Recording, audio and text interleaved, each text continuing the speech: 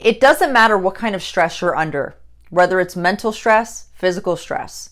If you cannot deal or recover from that stress, you're never going to make progress.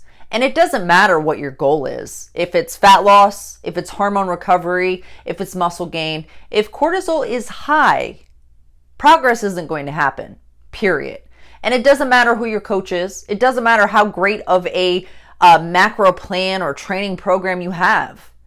If you cannot get your stress under control, nothing is going to happen. So in today's video, I want to break down what exactly happens when cortisol is running high. Now, before we get into this, it is important to understand that cortisol is not the devil, okay? We need cortisol to live, but the problem lies when we have excess cortisol.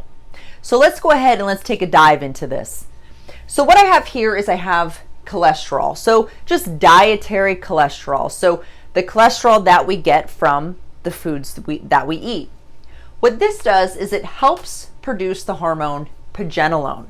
Now this is known as the mother of all hormones because it's the building block, and it also helps convert into other hormones like sex hormones, stress hormone. So what you'll see here is that it helps produce progesterone, cortisol, DHEA, testosterone, and also estrogen. Now, when we're stressed out, whether it's mentally always stressed out or physically always stressed out. So what I mean by that is that you're just putting way too much stress on your body and you're not allowing recovery to happen. So for example, let's think of someone who does CrossFit. You're always doing a form of a HIIT workout and you're never really taking time to recover. So you're just constantly day after day, HIIT after HIIT, and you're not recovering. Or even someone who just team no days off. You're never allowing yourself recovery to happen. So guess what's going to happen?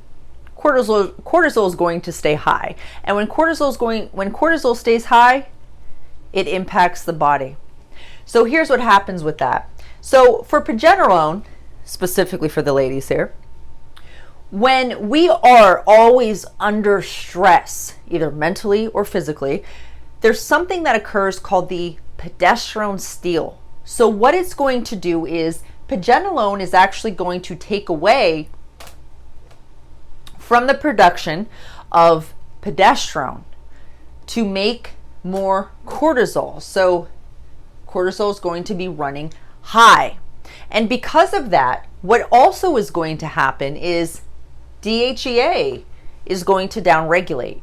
Now the thing is with DHEA, it helps support the balance between testosterone and also estrogen. So of course, because of this, testosterone is going to downregulate. Estrogen is going to downregulate as well. Now the thing is once progesterone is bottomed out, because progesterone is taking from progesterone to increase our cortisol, this person, obviously it's going to be a female, is now estrogen dominant because there is no progesterone being produced. So they're going to be considered relative estrogen dominant, meaning that estrogen is going to be high relative to their progesterone levels. Now, when all of this stuff takes place and cortisol is running high, guess what else it's going to impact? The thyroid, of course. And now when it comes to the thyroid affects all things progress. It helps regulate a lot of things within our body, but it also helps regulate metabolism. And once that downregulates, you're not going to really make progress. So here's what happens with that. So TSH is actually going to go up. That is not a good thing. When TSH is actually on the higher end of things, it means that your thyroid is not in a good spot. Now, the medical ranges for lab panels for TSH, it goes from 0.4 to 5.5, but optimal levels range between 1 to 2. These would be the levels that you're going to want to shoot to, or shoot to have. So when TSH is running high, what that's telling us is that there's not really a strong signal between the pituitary in the brain and the thyroid, because that pituitary tells the thyroid, hey, produce more thyroid hormones, which helps keep all of our thyroid healthy and producing the hormones like it should. Now, of course, when that happens, T4 is going to go down. Now, T4 converts over to T3. So if T4 drops, guess what?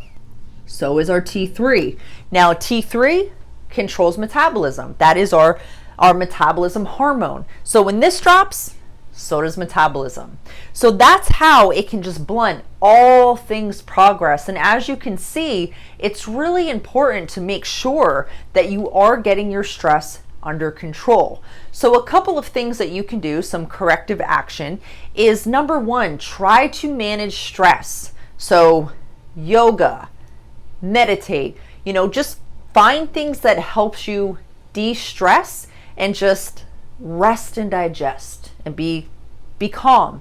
The next thing is looking at physiological stresses. What kind of physiological stresses are we putting on ourselves, especially when it comes to increasing that physical stress? So exercising, you need to look at exercise. If you're someone who you're always doing HIIT classes, HIIT cardio, HIIT anything, you need to back off. You need to recover. Same thing is with these no days off crew. It's not hardcore. You're only causing more issues and it's not allowing you to recover. So yes, even with weight training, like bodybuilding style, you have to allow recovery to happen to bring down that stress, because if you don't, hormones are going to be affected, thyroid's going to downregulate, and you're just going to be pissing in the wind and just driving cortisol up more and more and more if you're not allowing time off to recover. So the next thing is better sleep quality. So sleep is the most underrated thing when it comes to recovery. You need more quality and more quantity sleep if you want to recover, especially if you're dealing with hormone issues right here or even that thyroid. The next one is blood glucose. So with this, the reason why you're going to want to check blood glucose is because when it comes to DHEA and progesterone, those things help support glucose metabolism. So of course, if these things have downregulated, it's slowing down glucose metabolism, which means that your body isn't really utilizing carbohydrates as well. So all that excess glucose is just sitting in the bloodstream, driving up your blood glucose levels. So if that is the case, you need to get that under control as well, because that's also going to help put things back into balance and also help drive down that cortisol. The next one is better gut health. So better gut health is so important for all things recovery, especially if you're dealing with some hormone imbalances that come from here, and then also the thyroid. So you need to make sure you're having, you're practicing good gut health eating patterns and you're taking care of that gut. And you need to make sure you're going to the bathroom every single day. You're having a bowel movement every single day, because that's how you get rid of excess estrogen, ladies. The next one is dieting. Stop the dieting. If you're a chronic dieter, stop. You're not helping. You're only harming, especially when it comes to this, especially when it comes to cortisol, okay? Because when we are in a calorie deficit, cortisol is going up because we're not in homeostasis and our body does not like to be in a calorie deficit. And then the next one is allow recovery to happen, okay? So taking time off from training, not doing any forms of HIIT exercises day after day after day. You need to understand that your body is not a machine. It needs to rest.